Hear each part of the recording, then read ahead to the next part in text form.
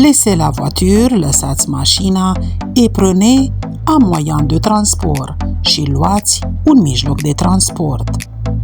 Pour plus de confort, le tram serait parfait.